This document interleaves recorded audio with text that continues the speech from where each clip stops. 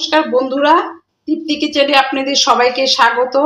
আশা করি আপনারা ভালোই আছেন। আমি আজ একটা ডিমের রেসিপি নিয়ে এসেছি। এটা ডিমের ঝোল বলতে পারেন।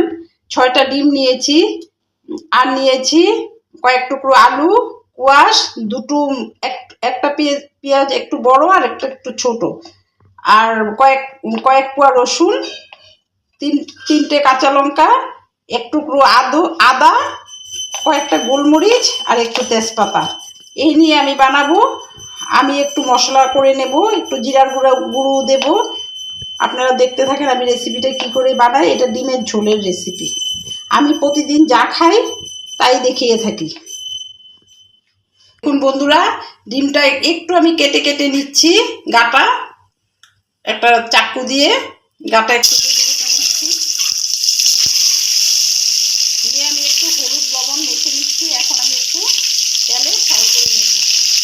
আমি খুব বেশি ফ্রাই করবো না, হালকা ফ্রাই করবো। বেশি ফ্রাই করলে শক্ত হয়ে যায়।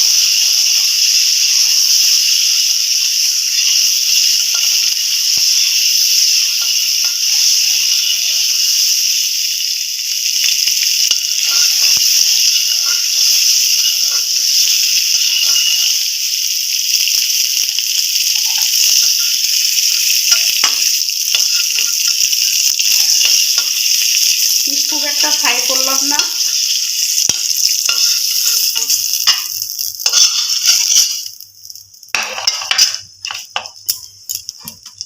এখন আমি ওই তেলেই আরেকটু তেল দিয়ে দিলাম।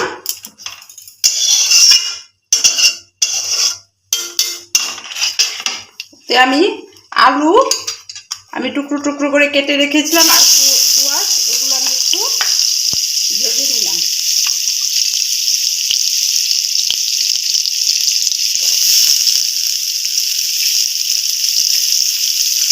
ভাজা পর্যন্ত আমি একটু অপেক্ষা করব। এখন আমি পেঁয়াজটা গ্রেট করে নেব।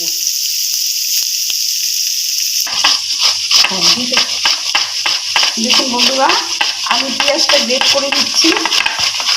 আর একটু মশলা করে নেব। মশলা কাঁচা লঙ্কাটা বেটে নেব, রসুনটা, রসুনের কোয়াগুলো আমি একটু থেতলে নিচ্ছি।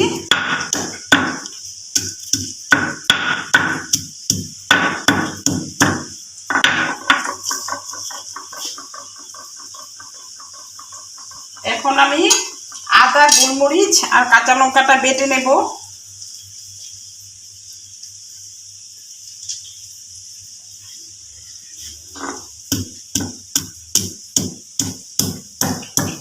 আমি খুব একটা ঝাল দিলাম না, আপনারা যদি বেশি খান বেশি দিয়ে নেবেন।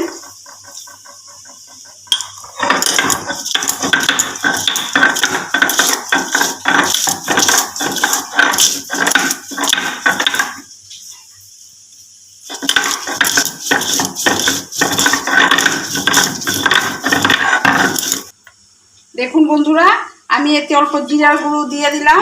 আমি সবসময় গুঁড়ো মশলা দিয়ে রান্না করলেও সেটা একটা বাটা দিয়ে নিলে মশলাটা খুব সুন্দর হয়ে যায়।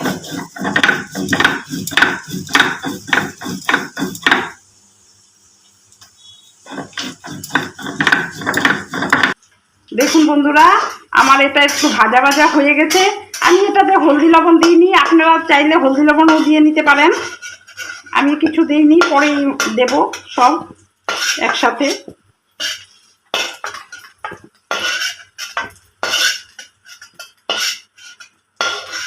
এটা আমি উঠিয়ে নিলাম। এখন আমি একটু তেল দিয়ে দেব।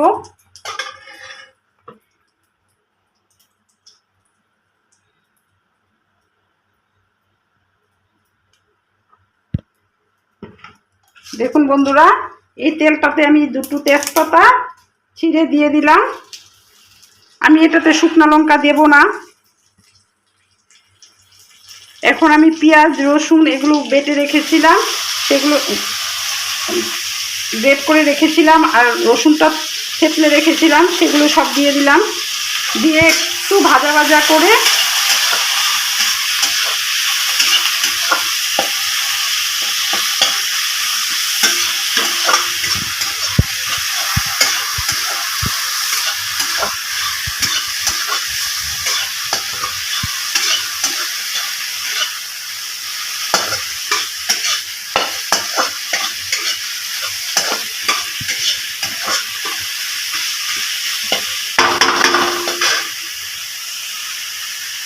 দেখুন বন্ধুরা, আমি এতে বাটা মশলাটাও দিয়ে দিলাম। এখন দেব আমি হলুদ আর লবণ।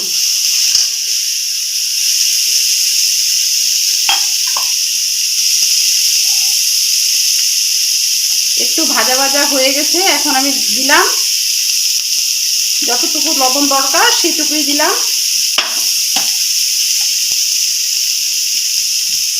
আর দিলাম হলুদের গুঁড়ো। হলুদের গুঁড়োটা আপনাদের লবণ, হলুদের গুঁড়ো এগুলো আপনাদের ঝাল এগুলো আপনারা যেমন খান তেমনই দিবেন।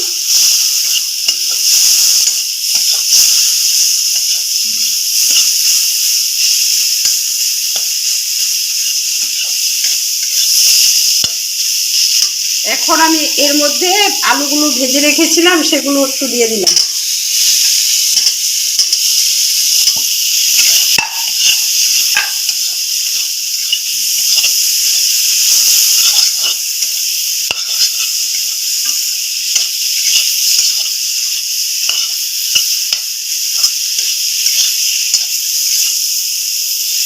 এখন আমি ডিমগুলো ভেজে রেখেছিলাম সেগুলো দিয়ে দিলাম।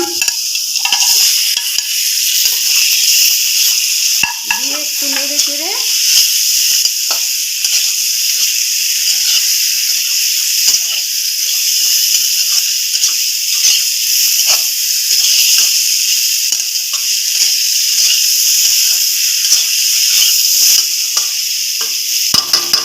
দেখুন বন্ধুরা, আবার এটা কষানো হয়ে গেছে।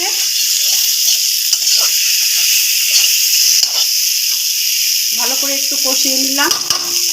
এখন আমি এটাতে জল দিয়ে দেব।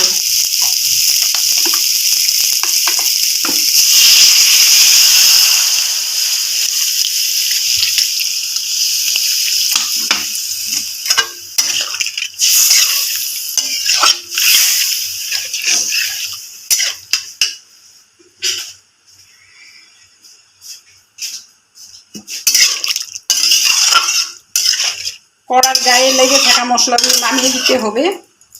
আর একটু দেখুন বন্ধুরা, এটা আমার ঝোল দেওয়া হয়ে গেছে। আমি এখন একটু সস দিয়ে দেব।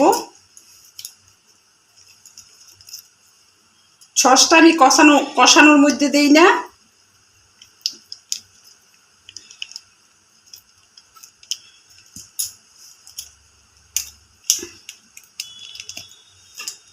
আমার ডিমের পরিমাণ কম, তাই আমি কমই দিলাম।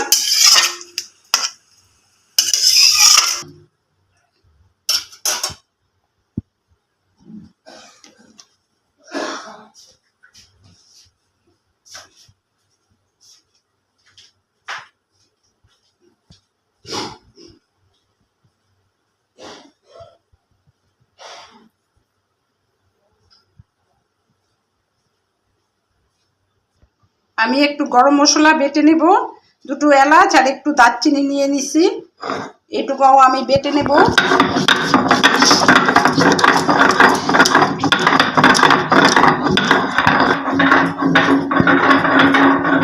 দেখুন বন্ধুরা, আমি এলাচ দারচিনি বেটে রেখেছিলাম সেটাও দিয়ে দিলাম। আমার এটা প্রায় হয়ে এসেছে, দেখতেই পাচ্ছেন আমার এটা হয়ে এসেছে। আলুগুলো পুরো সিদ্ধ হয়ে গেছে এবং কুয়াশও সিদ্ধ হয়ে গেছে। আমি সব কিছুতে একটু কুয়াশ দিই, আমরা সুগারের পেশেন্ট, তাই একটু কুয়াশ আমরা খাই। আপনারা না চাইলে নাও দিতে পারেন, আলু দিয়েও বানাতে পারেন।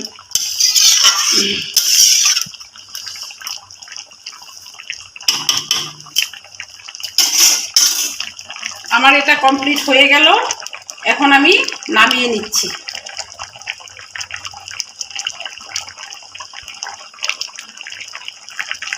এটা চটজলদি ডিমের রেসিপি একটা বলতে পারেন।